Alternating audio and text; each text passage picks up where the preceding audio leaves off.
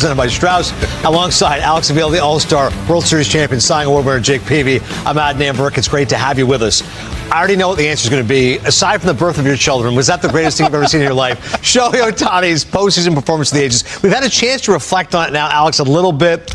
It's still incredible to me. Yeah, nothing's changed. Nothing's changed in the time we were here last night to now, as far as like what we just witnessed in last night's ball game. But just the way that he did it too, like coming in, the narrative of just him kind of struggling offensively, being able to bounce back in the game previously to make an impact offensively, but then really making an impact offensively, and then doing what he did on the mound was impressive. Shows how he goes to work. Yeah. Him hitting on the field and making the adjustments, and wow, what a payoff. And I do, Adnan, I don't know that I feel any different than I did last night in just utter shock and just the fact that some of these historic performances went down that we talk about before our lifetime. So you don't have a chance to take the moment in. You just see it on replay. I don't know that we've ever seen anybody quite dominate on both sides of the ball. I know some pitchers have hit homers, and we've had incredible pitching performances. To do both, I'm going to say it's the best I've ever. This should quiet down some of BK's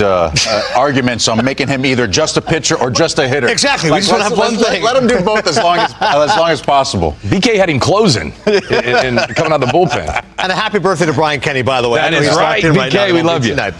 Listen, BK would appreciate the historical appreciation of what's happened with Shohei Ohtani. In terms of the greatest moments ever in postseason history, there's a lot to choose from, as Pete was alluding to, beginning with, of course, Don Larson. Don Larson back in 1956, the World Series in Game 5, the only perfect game in postseason history. He gave the Yankees a 3-2 series lead over Brooklyn. They'd win in 7. He was the World Series MVP. He was an 81 and 91 lifetime pitcher, had a 99 ERA plus for his career. Sanford Koufax, 65 World Series Game 7, complete game shutout, 10 Ks to clinch the World Series, allowed just 3 hits in the game against Minnesota. In that series, he pitched 24 innings, allowed 1 earned run, and he won MVP. My pick's Bob Gibson. 1967 World Series Game 7, a complete game, 10 strikeouts, and a solo homer to clinch the World Series. He threw 3 complete games in the series, allowed 3 total runs, earning 3 of the 4 wins, and won World Series MVP. Every Yankees fan going, come on, Reggie. 1977 World Series Game 6, 3 for 3. He swung at 3 pitches all day. All 3 were home runs.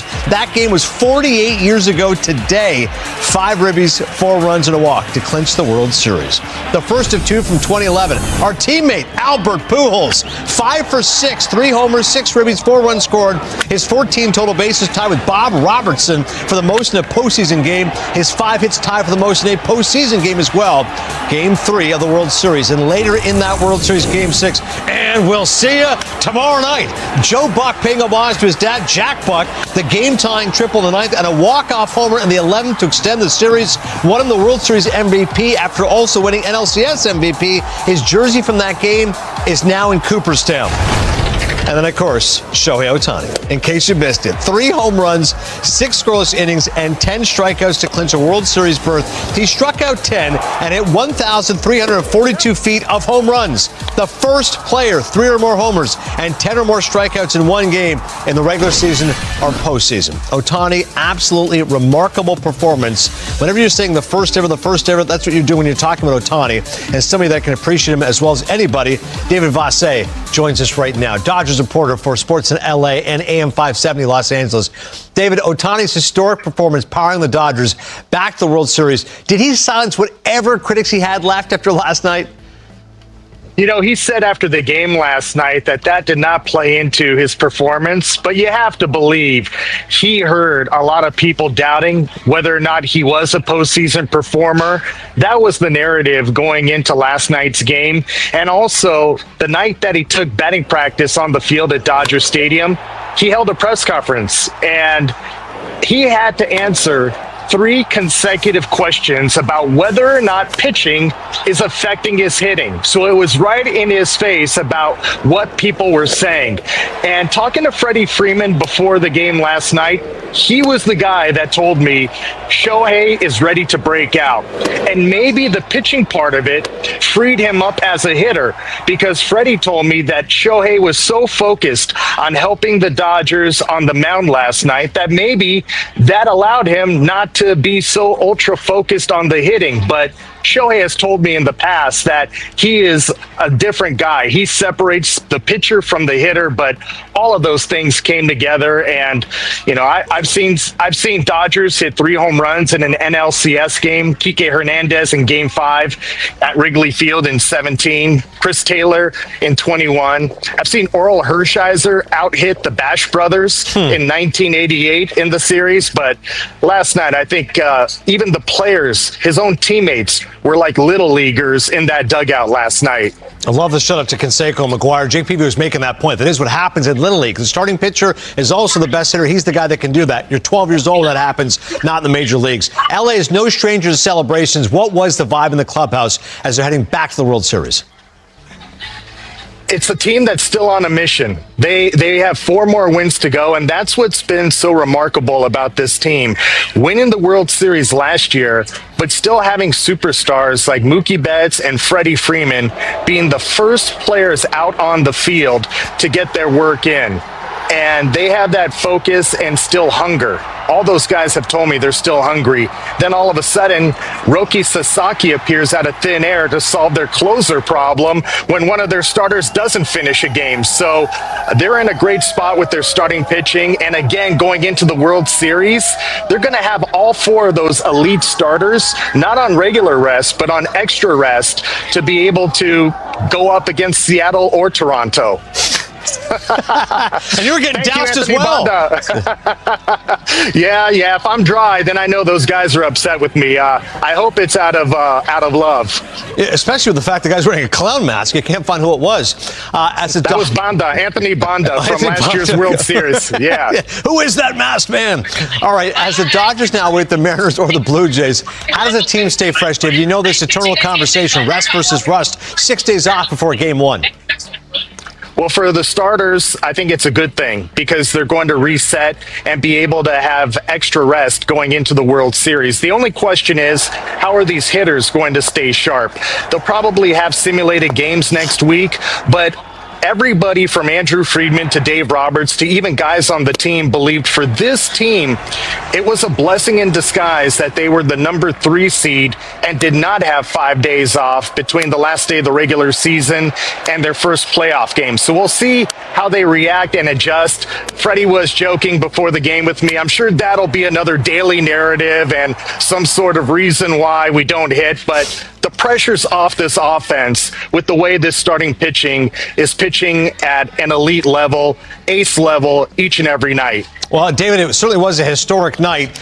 I've been on television 23 years. I've never seen a reporter post-game double barrel the microphones as you did. So excellent work out of you as well. It was historic. That's my rep in the 818, double-fisted, 24/7. David Vassay, taking to the bank. That's great, man. We appreciate you. Double-fisted in the 818. As far as layoffs are concerned, in the rest versus rest. 07 Rockies, we were Rocktober. Look away, Dan O'Dowd. 2012 Tigers, we'll get to Avila on that in just a second. And then this Dodgers team. How about it, man? You swept the Yankees. You look great. And then the Giants got you. Well, I mean, it's actually it's funny that he brought that up as far as what Freeman was telling him about. It's a narrative, you know, they'll probably, you know, have to answer every single day. Because I remember that, like, every single day we had off leading up to the Game 1, that was a question we had to answer. And it was almost like, how many more times do we have to answer this every single day we had off? It was talking about, like, what are you guys doing to stay fresh? What are you guys doing to stay in a rhythm, stuff like that? Well, I mean, during that time, too, they had flown up players from Instructional League from Lakeland to do like simulated games, but it was kind of like a glorified live batting practice. So, I mean, it made it tough because the whole time, like, you're just, you know, Jim Leland's worried, like, he didn't want Miggy getting hurt, didn't want Prince Fielder getting hurt.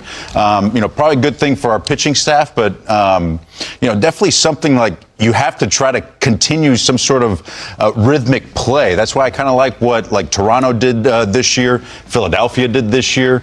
We saw Toronto, like, you know, really swing the bats really well against the Yankees, even though they had a layoff because they made it more like, you know, actual games, inter-squad games. They had fans in the stands. I love the fans in the stands. They created the atmosphere to where you continue that same rhythm that you have, like that you know, Jake, I mean, the baseball game is very rhythmic. So, like, you know, when you lose that, it takes takes a little while to get back to it. So to have something to keep you going each and every day, I think is beneficial. We saw that with Toronto going into that Yankee series. So, the Dodgers are going to have to do kind of something similar. I think it is tough for these hitters to stay as sharp as they are when they are playing every day. I believe it's tough. And to your point on the 2012, that was an offensive juggernaut that just went cold. The same with that 2007 team. They had to sit and wait on Boston, had no chance. You guys didn't have much of a chance versus the Bats. I think with this Dodger lineup not going at full strength, this could be advantage to whoever comes out of the American League and really narrow the gap of this Dodger super team, and does the American League have a chance because of how the pitching can maybe neutralize some guys who haven't swinged? I remember one of those sort of controlled inter squad games. Prince Fielder gets hit by one of the young kids that was thrown on the mound. He goes back to the guy's like, "Don't take any more at bats, please. We don't need you hurt." Yeah, seriously. We want to replicate the game. I believe it's tough. And to your point on the 2012, that was an offensive juggernaut that just went cold. The same with that 2007 team. They had to sit and wait on Boston, had no chance. You guys didn't have much of a chance versus the Bats. I think with this Dodger lineup not going at full strength, this could be advantage to whoever comes out of the American League and really narrow the gap of this Dodger super team, and does the American League have a chance because of how the pitching can maybe neutralize some guys who haven't swinged? I remember one of those sort of controlled inter squad games. Prince Fielder gets hit by one of the young kids that was thrown on the mound. He goes back to the guy's like, "Don't take any more at bats, please. We don't need you hurt." Yeah, seriously. We want to replicate the game, but not too much. No one's going to wear it out there. We'll see if this layoff ends up hurting the Dodgers or not. Well, as far as the Dodgers' biggest rival, the San Francisco Giants, this news here from The Athletic. After just 1 year, it's already become apparent that Buster Posey's anything but a traditional top baseball executive, and Posey's unconventional choice to manage the San Francisco Giants is further proof. This is from The Athletic. Industry sources confirming the Giants are closing on hiring Tony Vitello, a 47-year-old Division I head coach who transformed the University of Tennessee from an SEC bottom feeder into one of the most talent-rich programs in the country. Interesting news here coming down. Meantime, Jeff Passan, the decision on whether Tennessee coach Tony Vitello will be the next manager of the San Francisco Giants is expected to come in the next 24 to 72 hours. Vitello has emerged as the top target of the Giants, but the sides have yet to reach a deal. Passan adding, should a deal between Vitello and the Giants come together, he will be the first manager in baseball history hired directly from the college ranks with no professional baseball experience. The buyout on Vitello's contract at Tennessee